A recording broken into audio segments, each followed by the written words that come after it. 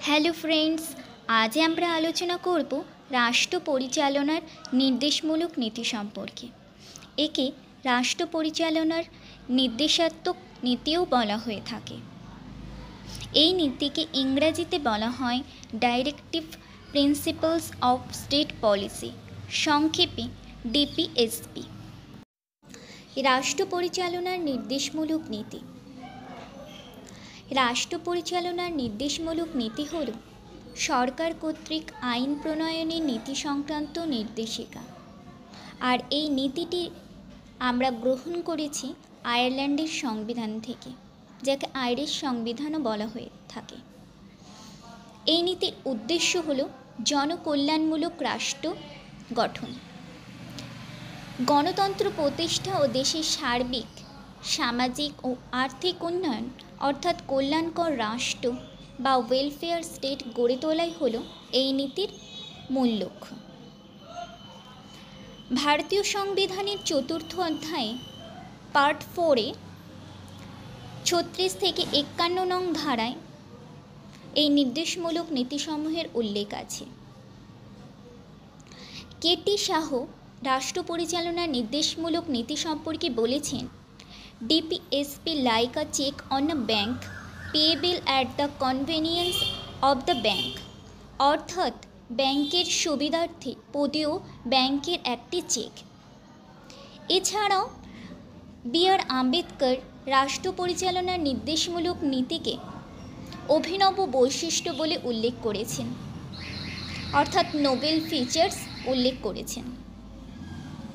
রাষ্ট্র পরিচালনার নির্দেশমূলক নীতিগুলি আদালত কর্তৃক বলবৎযোগ্য নয়। রাষ্ট্র পরিচালনার নির্দেশমূলক নীতিগুলিকে ভারতীয় সংবিধানে কোনো শ্রেণীবিভাগ করা হয়নি, কিন্তু এই নীতিগুলির বিষয়বস্তু প্রকৃতি বিশ্লেষণ করে 3টি ভাগে ভাগ করা যায়। প্রথমত, সমাজতান্ত্রিক নীতি। সমাজতান্ত্রিক নীতি হল এমন নীতি যা সামাজিক ও অর্থনৈতিক ন্যায় বিচার প্রদানের লক্ষ্য এবং কল্যাণ রাষ্ট্রের দিকে পথ নির্ধারণ করে। এই সমাজতান্ত্রিক নীতিগুলির মধ্যে 38 নং ধারা, 39 নং ধারা, 39-এর এ নং ধারা, 41 নং ধারা, 42 নং ধারা, 43 নং ধারা, 43-এর এ নং ধারা এবং 47 নং ধারা রয়েছে। দ্বিতীয়ত, গান্ধীবাদী নীতি। এই গান্ধীবাদী নীতিগুলি হল গান্ধীবাদী মতাদর্শের উপর ভিত্তি করে গঠিত, যা পুনর্গঠনের কর্মসূচি নির্দেশ দেয়। এই গান্ধীবাদী নীতির মধ্যে রয়েছে 40 নং ধারা, 43 নং ধারা, 43-এর বি নং ধারা, 46 নং ধারা, 47 নং ধারা, এছাড়াও রয়েছে 48 নং ধারা। উদার বুদ্ধিজীবী নীতি। এই নীতিগুলি উদারনীতির আদর্শকে প্রতিফলিত করে। এই নীতির মধ্যে রয়েছে 44 নং ধারা, 45 নং ধারা, 48 নং ধারা, 48 এ নং ধারা, 49 নং ধারা, 50 নং ধারা, এছাড়াও রয়েছে 51 নং ধারা। রাষ্ট্র পরিচালনার নির্দেশমূলক নীতি।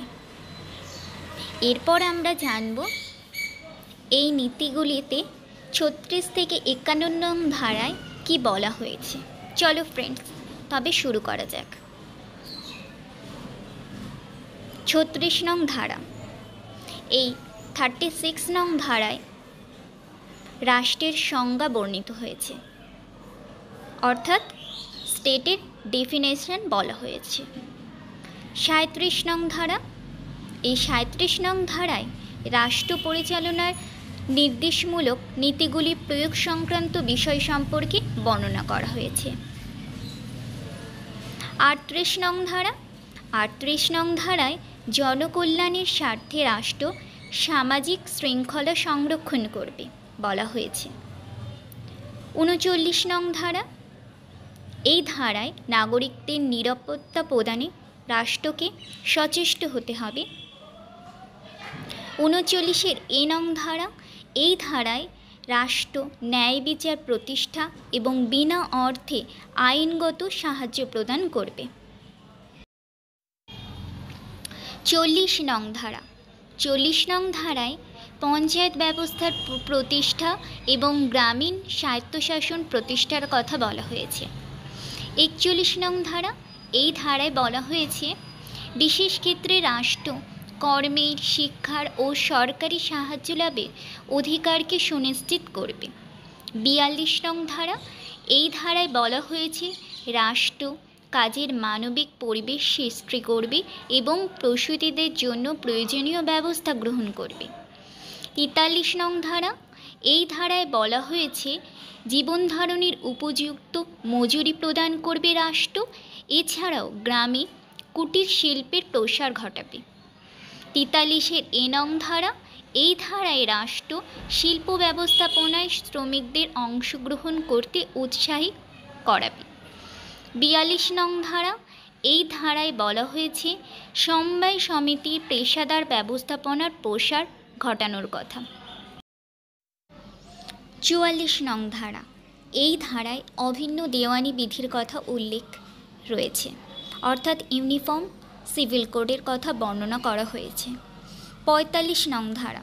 45 নং ধারায় 6 বছরের নিচে শিশুদের যত্ন এবং তাদের শিক্ষা প্রদানের কথা উল্লেখ হয়েছে, আর এই শিশুদের অবৈতনিক এবং বাধ্যতামূলক শিক্ষা ব্যবস্থার প্রবর্তন করবে রাষ্ট্র। 46 নং ধারা। এই ধারায় বর্ণনা করা হয়েছে তপশিলি জাতি, উপজাতি এবং অন্যান্য অনগ্রসর শ্রেণীগোষ্ঠীর মানুষদের শিক্ষা ও অর্থনৈতিক স্বার্থ সংরক্ষণ ও উন্নয়ন করবে রাষ্ট্র। 47 নং ধারা। এই ধারায় বর্ণনা করা হয়েছে নাগরিকদের স্বাস্থ্য ও জীবনযাত্রার মানের উন্নয়ন ও পুষ্টিকর খাদ্যের উন্নয়ন ঘটাবে রাষ্ট্র। এখানে বিভিন্ন রকমের নেশাজাতীয় পানীয় ও ওষুধ সম্পর্কে নিষেধাজ্ঞা জারি করা হয়েছে। 48 নং ধারা।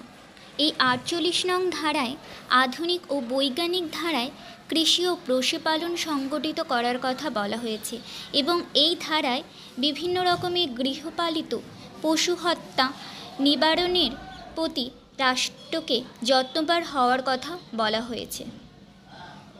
48-এর এ নং ধারা। এই ধারায় বলা হয়েছে পরিবেশ, বনাঞ্চল ও বন্যপ্রাণী সংরক্ষণ ও উন্নয়নের কথা। 49 নং ধারা। এই ধারায় ঐতিহাসিক স্থান, স্মৃতিসৌধ ও জাতীয় গুরুত্বপূর্ণ স্থানগুলিকে সংরক্ষণের কথা বলা হয়েছে। 50 নং ধারা। এই ধারায় দেশের বিচার বিভাগকে শাসন বিভাগ থেকে পৃথক করার কথা বলা হয়েছে। রাষ্ট্র শাসন বিভাগ থেকে বিচার বিভাগকে স্বতন্ত্র রেখে ক্ষমতা স্বতন্ত্রীকরণ নীতির ভিত্তিতে শাসন ব্যবস্থা পরিচালনা করবে। 51 নং ধারা। এই ধারায় আন্তর্জাতিক শান্তি ও নিরাপত্তা রক্ষার কথা বর্ণিত হয়েছে। ভিডিওটি সম্পূর্ণ দেখার জন্য আপনাদের সকলকে ধন্যবাদ।